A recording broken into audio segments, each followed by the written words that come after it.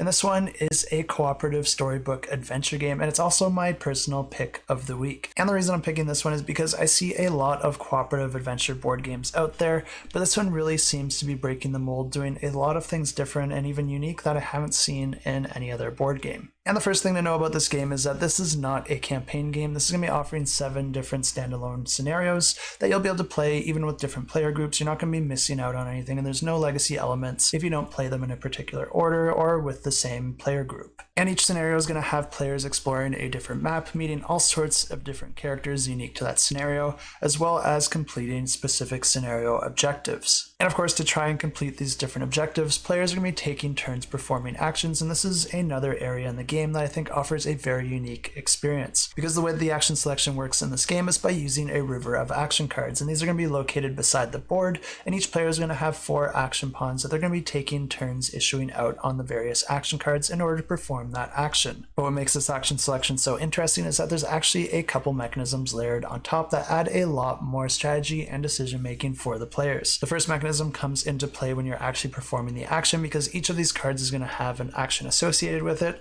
as well as a number indicating how powerful that action is. You're actually going to be increasing that number by 1 for each of the action pawns located on any cards to the left of that card. This means that you might want to try and perform those actions in a particular order, even across the different players, because each time an action is taken, it's going to affect the power of the subsequent actions, meaning that every player's decision is going to affect the power of the actions available for every other player. But another thing that makes this action selection so interesting is that since you're using cards for the action spaces, this opens up the possibility to swap cards in and out, upgrade actions with new action cards, or even change the order of those cards, in turn offering up new strategies. And of course, there's going to be action cards to perform your basic actions like movement, trading, or engaging in combat, but there's also going to be some more specific or dedicated actions that will show up throughout the game as well. And another interesting area of this game is the way that the combat works, because it's done in a way that I don't see in many board games. And the way that this works is that when you engage with an opponent,